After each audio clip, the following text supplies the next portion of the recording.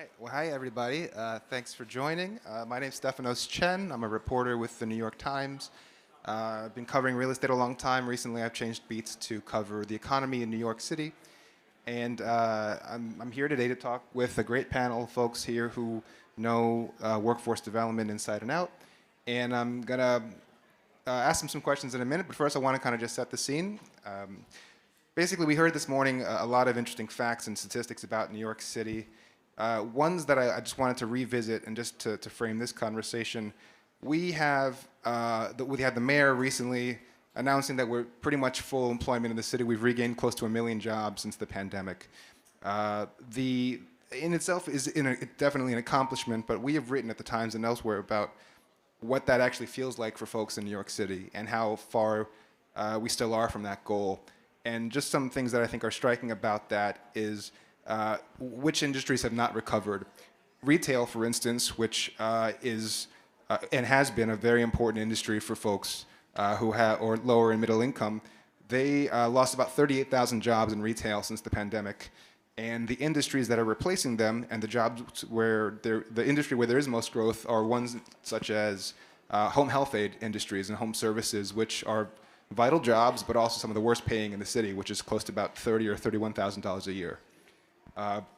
So I'm bringing this up because I think we're at a moment in the city where jobs are coming back, but it does not feel that way for many of the folks that you guys serve. So I guess I'll just start here going down the line with Greg. And just to open it up here, the first thing is,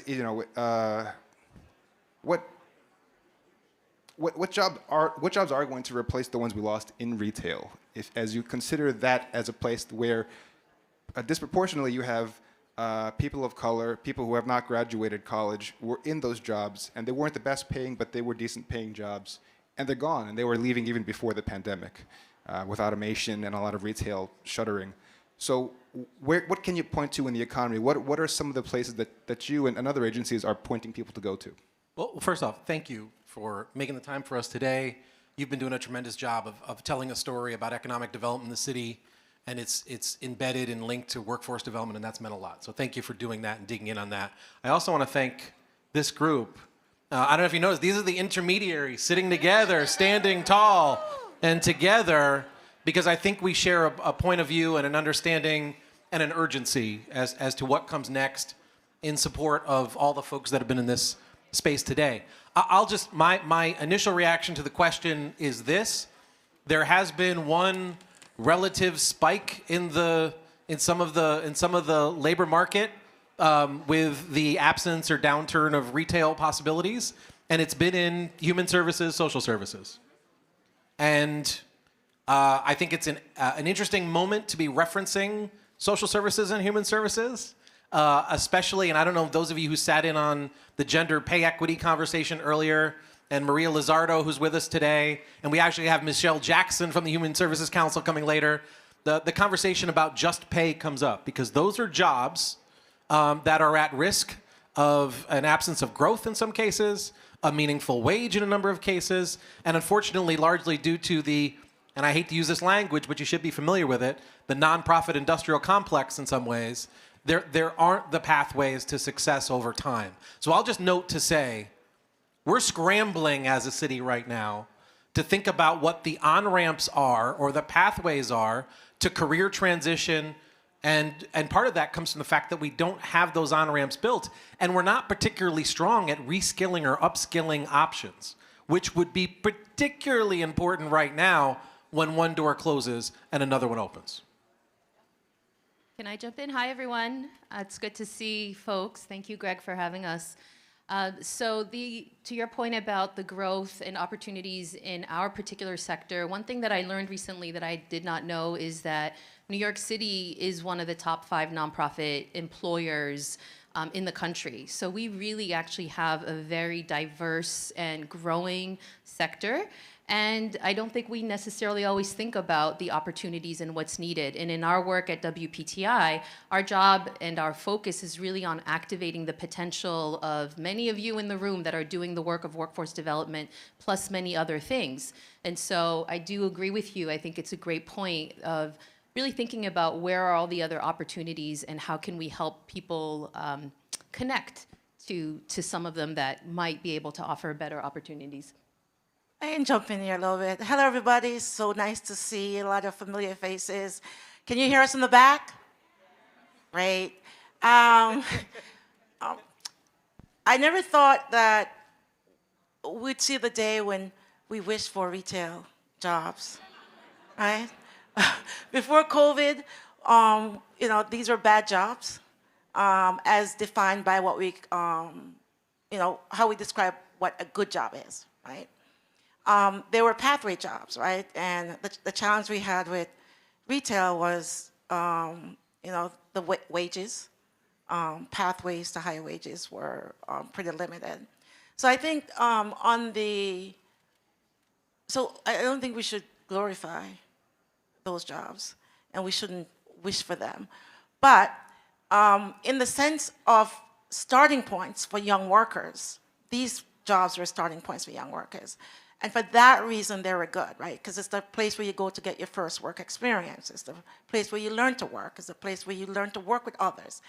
And for those reasons, those jobs were good. Another reason why they were good is it was also the place where a lot of young Black workers get their first work experience. So the epidemic that we have now with Black youth unemployment, some of that is connected to the loss of those jobs. Those jobs were easier to get, right? And so to your question about what's the opportunity now, I think it's what most of us know in the field right now. It's in tech, it's in healthcare, and we have to determine what part of the healthcare and what pathways to higher wage jobs. It's also in, I think, recently the city opened, and I'm going to get the name wrong, it's a new science park, the Spark campus. And one thing that we've been talking a lot about is about the new type of jobs that will come on. And I think the opportunity is to look at what can we do now in terms of short-term reskilling and upskilling towards jobs that pay higher wages. But long-term, we have to be thinking about what are the new types of jobs that might be coming on as a result of these new investment opportunities the city is investing in, and what kind of pathways and career pathways we need to put in place now to get people ready for those jobs. I think that's a great segue because I'm thinking about some of the new jobs that could be coming up for folks, and thinking about in my old life in real estate, there's Local Law 97, which is requiring buildings to get greener. And there should be thousands of jobs created through that because these buildings need the split HVACs, they need the new systems. But I also think of a woman I spoke with recently for a story, and she did a program, a great program, Stacks and Jewels, which she's involved in it, and she did it, and now she's on a pathway to get these jobs. But there were others I've spoken with, and this is not about a particular program, but just the idea that to reskill these workers. There was a woman I spoke with who has limited English skills, is a hairdresser, and wants to be her own boss, wants to be an entrepreneur, but she had to drop out of her ESL classes because she had daily responsibilities. Her rent is up, grocery prices are up. And I wonder, just to put this out to you folks, what's the model for folks like that who want to be reskilled, learn new things, but they have to commit 40 or 50 hours a week already to full-time employment? I'll jump in. So, and I'll offer this also with the caveat that I am re-entering the workforce development field. So my colleagues here are much more in tune with maybe the day-to-day. But one of the things that strikes me in your question is we know that obviously there's been a complete shift in the way that we work. In this sector, in many sectors, remote, hybrid, and now increasingly back to in-person, but programs have also really shifted in how they're doing the work. And there's some early success, right? So we know that participants, some of them are actually more likely to engage in a workforce program if it offers the flexibility of remote or hybrid options. So that it can attract that woman that needs to work to sustain herself, but can also work towards her ambition, whatever that might be. So I think that's one thing that we should really be supporting and encouraging, and thinking about how our programs navigating what that looks like in terms of the potential impact and results that new program models can deliver through that. I'll answer that in a different way, not to the particular individual, but to the larger question of skilling and reskilling. I think we often talk about it as is something very easy to do, but at core, I think we need to understand what skills are in demand, and job seekers need to understand how the skills they have transfer to the new jobs in demand. And what we have is this kind of mismatch of understanding how skills transfer to other types of jobs. I mean, right now, JobsFirst has been working with Skyhive on the first of its kind project in New York City, skills mapping. And what we're doing is really shrinking the distance between job seekers' time looking for a job and the job that they think they might be qualified for. And what skills mapping does, it's an adaptive AI platform. You upload your resume to it. I know there are partners here who work on that. It disaggregates your skills and reaggregate it and tells you, here are the jobs in the marketplace that you're qualified for. And here are the sectors, and some of those jobs aren't in the sectors that you've traditionally worked, right? So now you have an understanding of where your skills connect, then it tells you you might be 80% qualified for something. It tells you what you need to do to be 100% qualified for it. And it also tells you where to get that training to do it, if that training is free, or if you have to pay, is it in your neighborhood. I think we need a better understanding of skills in order to create better skilling and reskilling plans. And we need an understanding on the job seeker side, and we need an understanding on the organizations that are doing the reskilling and scaling. Let me just add one additional thought. I was in an Uber a couple months ago, sitting in the back seat, having meetings. I've got my AirPods in, and I'm hosting meetings, and I'm having conversations with some of you, my workforce business, whatever it is, in the back seat. And I get off, and it's quiet, and the driver, who's probably in his early 20s, says, "I'm sorry, what do you do?" And I explain, I run a coalition. What does that even mean? I mean, I was trying to figure that out.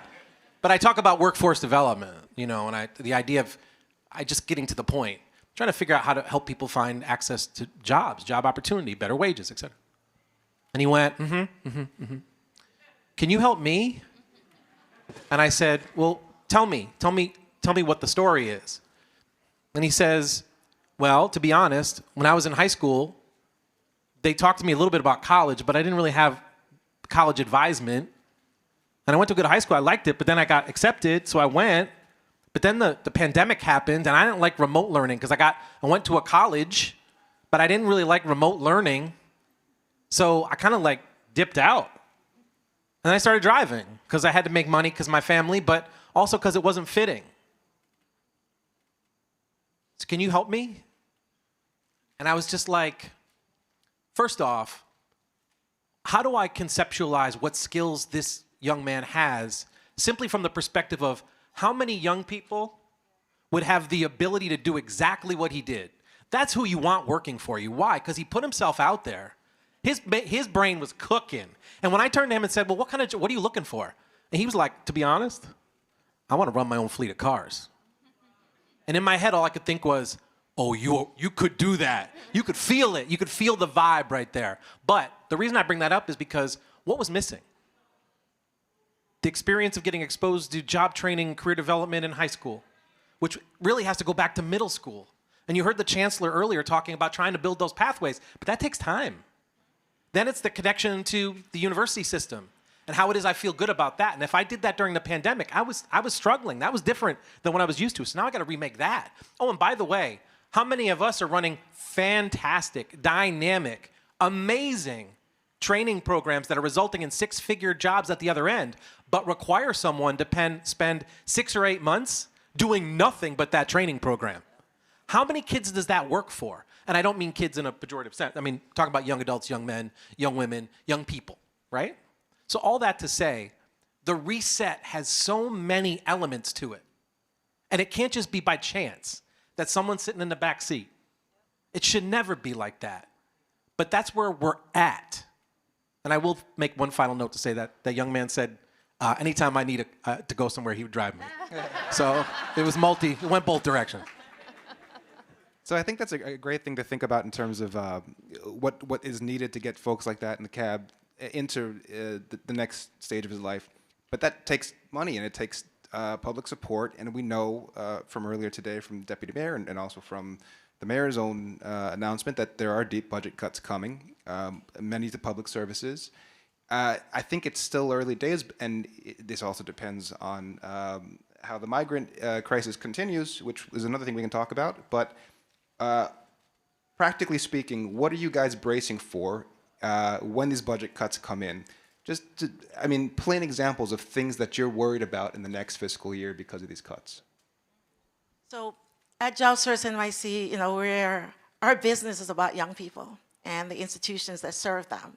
And so we're terrified that what that will practically mean is cut to investment to our nonprofit partners who are working with young people. So training programs will receive less money. Young people now not having access to the training, education, support services that they need. Our institutions were already struggling with hiring and paying for talent, having less money to do so, and they've seen an exodus of staff because they can't afford them, or people just want to move on to other things. And so for us, what is that going to mean for 18 or 20 neighborhoods across New York City that already have high numbers of young people who are not working or not in school, neighborhoods that lack economic mobility and the opportunities for childcare services that we're getting, maybe kindergarten services that we're getting. So the cut will have this multiplying effect, and then it will practically affect, if you were getting childcare, now you can't afford it, you might not be able to go to work because you don't have free childcare. And so now that person stops working, that child has to take care of that child, that could affect rent, and now you have more people, as HRA shared recently, signing up for social services. And so they've seen those numbers triple, I believe, in the last year. That will get worse over time, over next year, if some of those cuts happen. There are no good answers here. The reality is, lastly, is, we have had 3 mayors in the last 3 cycles, one that didn't negotiate with the union, because it was the tough guy, one that was a union guy and says, I had to take care of my people. So when he left, he said, my city is better in better financial shape. When the last one left, said, my people are in better shape, they're making more money. And then we have a new mayor who's dealing with the fallout from all of that, and just COVID, and the recovery is done. So it's what do we do now? So it's tough decisions all the way around. Yeah, I would, all the same things that we are thinking about and wanting to really be at the table with each of you as our partners, appreciating that I think we can say there'll likely be much more demand for your programs and services, and you're probably not going to be able to staff up. We're also really concerned about the fact that we know sometimes during hard times, equity is the first thing to go out the door. And we are particularly focused on how do we create a more equitable system, not only for the job seekers, the employers, the communities, but for the people working in workforce. And we know there are incredible wage gaps, especially for Black women workers in this industry compared to white workers in this industry, upwards of a $27,000 a year difference. That is the difference between a down payment, college for their kids, childcare. So we're mindful that there's a lot coming. The other thing that's on the radar is, of course, how work has been changing, and hence how the workforce development field has to change how it delivers its work. Of course, technology is at the forefront of many of our minds with AI. And when there's cuts, we tend to also fall back into, we've done it a certain way, let's just get through this period. But that means that nonprofits and providers continue to get left behind. We need funding for infrastructure. We need support for our workers because you're the ones doing the work, and we know that you're burnt out. And unfortunately, we don't know when you will be able to offer some relief, but we're absolutely believing that it needs to happen. Can I just add one thing? So just to be clear, again, I'm in this space. I was in the social services, human services space, education and employment engagement for a long time. So now the policy and advocacy, I'd been connected to it, but it's different now in terms of my role and responsibility. And I'll just note for you, when council members use words to describe the future budget and the rollout of budgets as this is going to be a bloodbath, that's alarming. When senior level administration officials within this city gov, when you're having a real conversation and you see them shaking their heads and they're like, we got a problem.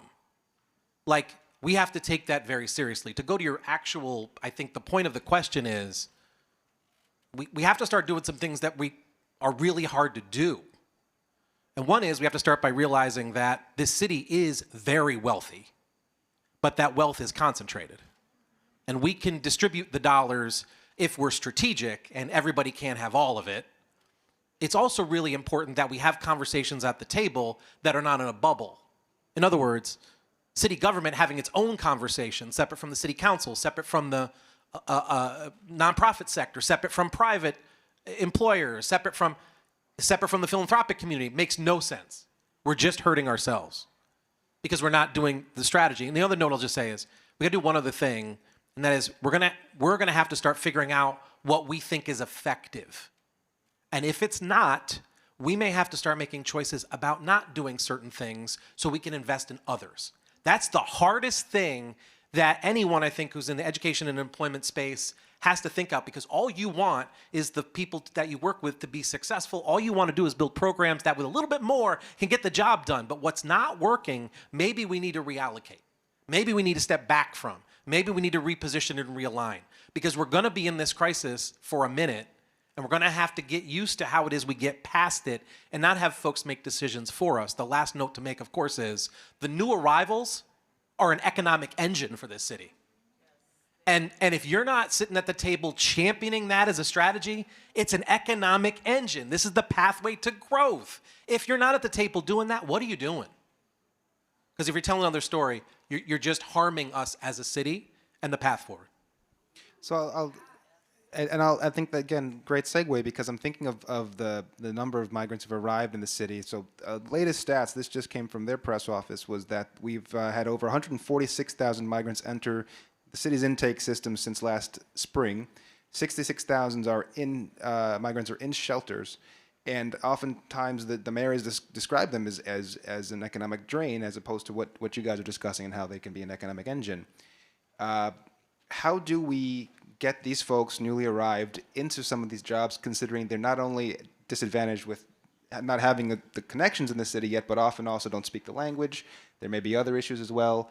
What is one practical thing that you would propose to get these folks working faster?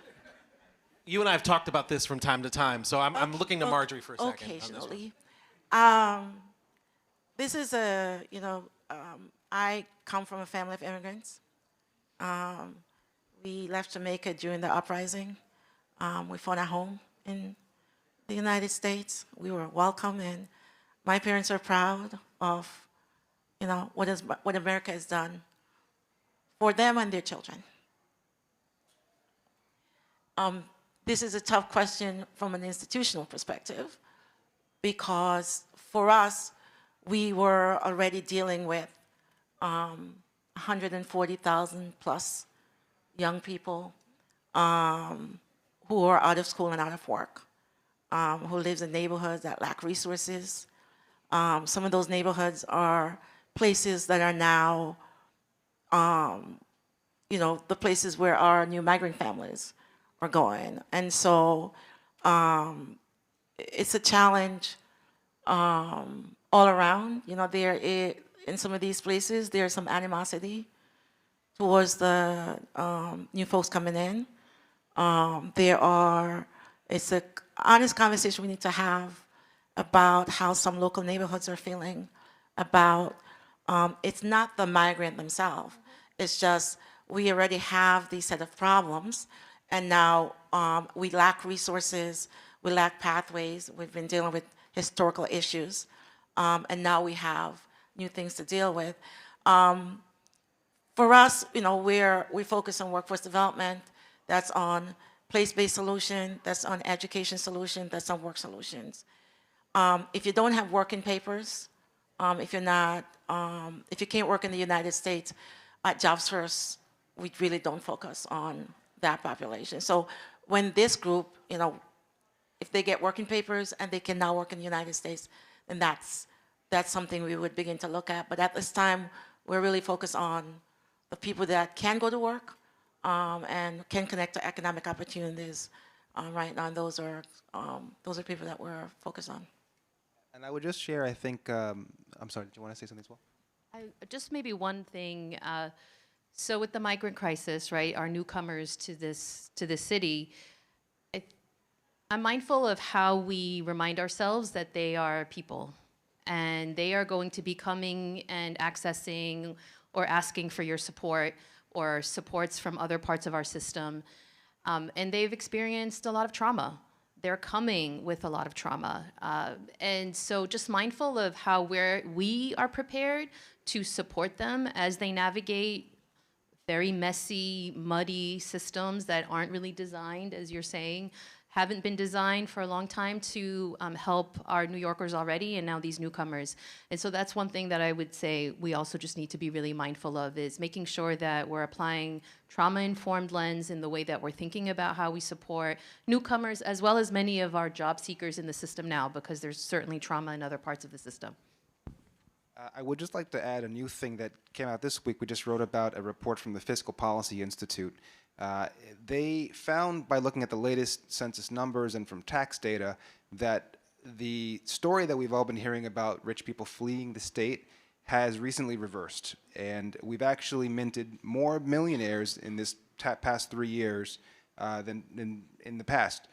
We have a net gain of millionaires, and in fact, the people leaving the state currently are those making $32,000 to $65,000 a year, and about $100,000 to about $172,000. So those are the two groups that are actually leaving in large numbers from New York State currently. And I think about them in terms of workforce development. The folks that I've spoken with, many of them still work in New York City, but had to move out to Newark, to other parts of Jersey, to Connecticut. And I see this as a growing issue of more of this workforce, essential workers who have to, face-to-face industries where they have to be in the city, are further and further away from that city. And this is, I guess, more of a policy question, but something on the table that is suggested in the report is that rich people didn't leave because of higher taxes in 2017 or in 2021 when taxes went up. Should the city and the state consider higher taxes on the richest New Yorkers to help shore up these budget falls that we're talking about? Should? Yes. Look, here's the problem. Just keep in mind, this decision can't be made in this room.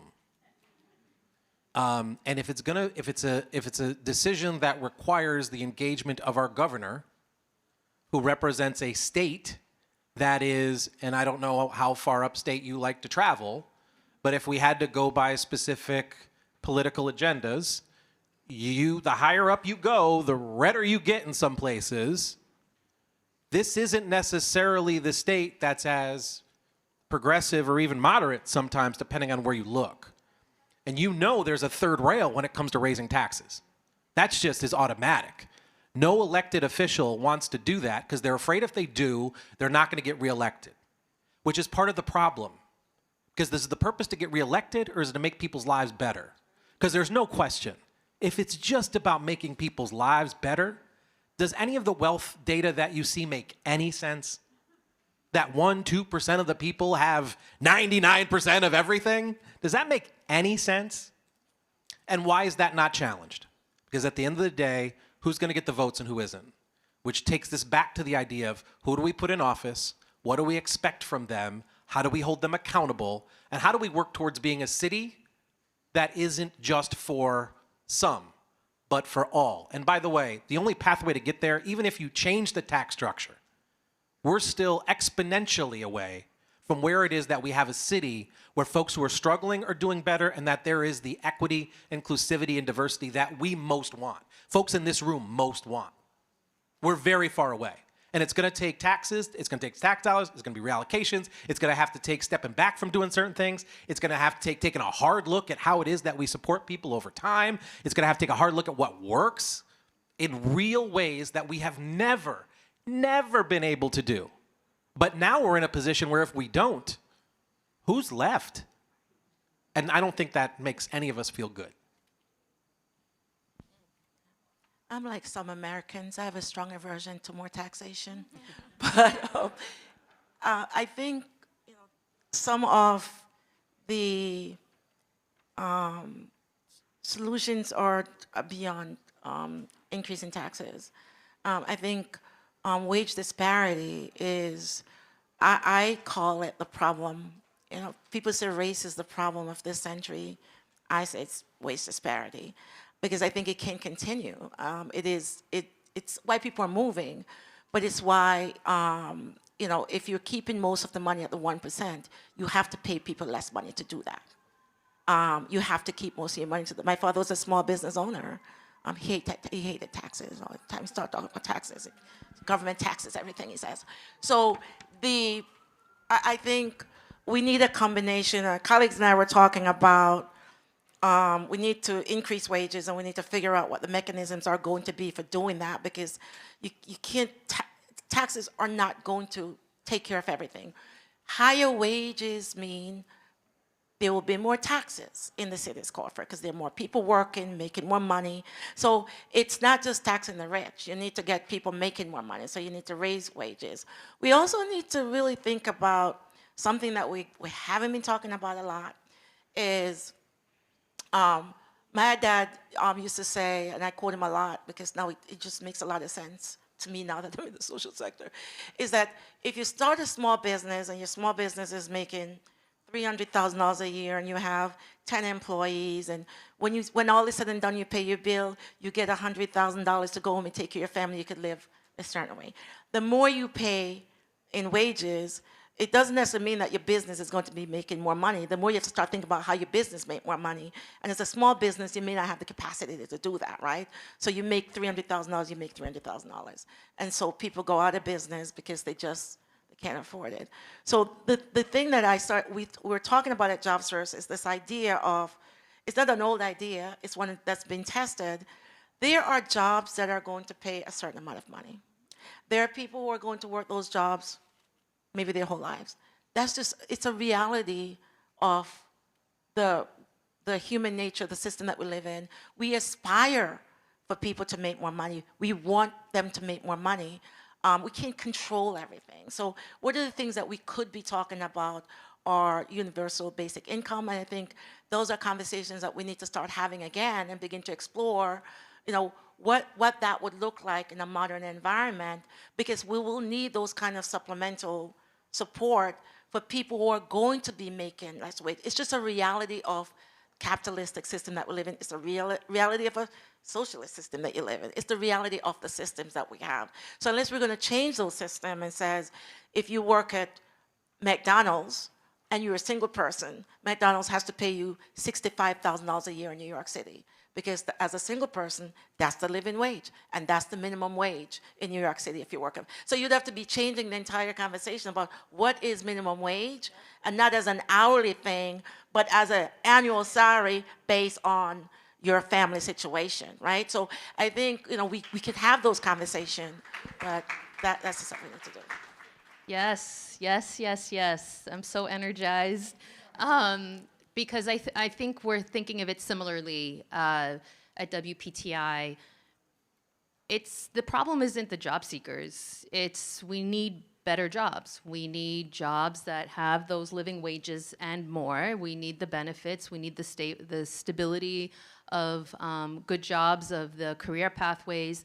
And so it's also like, what are employers willing to do differently? How are they shifting and adapting? The system has tended from when I was working in workforce development to really be focused on the job seeker and all the things that they need to do and how we help them move forward. So it's not surprising that folks making $30,000 a year are leaving New York I can see why they would do that. It's not surprising that there's home health care aide positions that are going unfilled, even though that's a really critical job in our community, because it doesn't pay well and it's not well supported. So these things are not surprising. I think we also have to be mindful that workers, and we're likely experiencing this ourselves and in our own organizations, are really changing their relationship to work. They're not going to maybe deal with or put up with some of the things that I was told that's just how you move forward. And so I think that's really part of the reality that's going to create a massive shift in how we think about work. And at WPTI, you know, having just joined the organization after some years away from workforce, I really think of our role as change. How are we supporting the system in being agile and prepared to change? Because this is just the beginning. Do we have time for one more?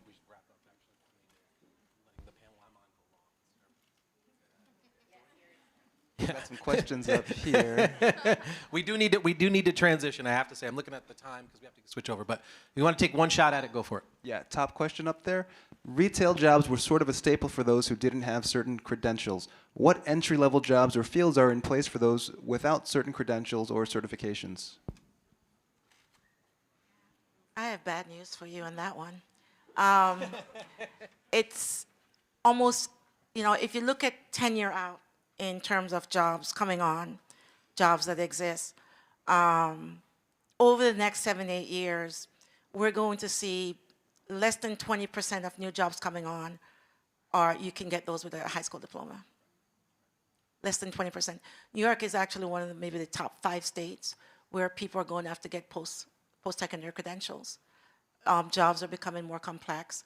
And then employers are, I mean, we talk about the jobs part of it. Let's talk about the employer part of it, right? Because employer put new demands in as they try to figure out what brings them the best advantage, right? And so if you take tech, for example, over the last couple of years, we've seen tech as the place where people can just go to work with a certificate, right? And in the nonprofit sector, we've all leaned into that, right? The jobs you talk about, some of our partners getting people those 6-figure jobs, right?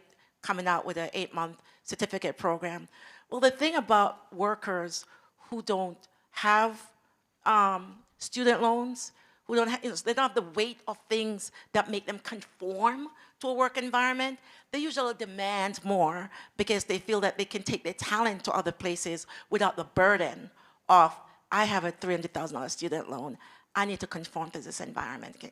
In tech, you see this movement where new workers started making more demands. They started asking the employers, I don't understand why that black worker who has the same experience as me makes less money. So people are asking the employers, especially what employers are doing, their jobs are going to become more complex, but they're adding back things in like college degrees, in jobs that we haven't seen college degrees in the last 10 years and stuff. And so what we always have to be thinking about, going back to my dad who's a small business owner, because he always was thinking about how he makes more money and how he keeps most of his money. That's what the private sector does. How do I make more money? How do I keep more money? And that means looking at talent, looking at what they need to redesign and restructure for that. So I think for us, in the workforce development sector, we have to be thinking about employers as our partners, but understand what is their motivation, because it's often different from ours, right? We're not at war with them. We need to figure out how we are working together with them so workers go in and get better wages, because really at the end of the day, people simply need to make more money. If you make more money, you can make better decisions about your life. And so I think I don't have a quick answer for what the replacement is, because the entry-level jobs are in tech, they're in healthcare. Those are certificate programs still, but we don't have a retail replacement, except if you go to work at the Amazon center, like some of those centers that Amazon set up, like the one in the Bronx that's going up. There's one in Staten Island. Is that an improvement on retail, would you say, these warehouse I'm not jobs? sure it's an improvement, it's a replacement, right? So you can go to these centers, so you're packaging the stuff instead of selling it directly.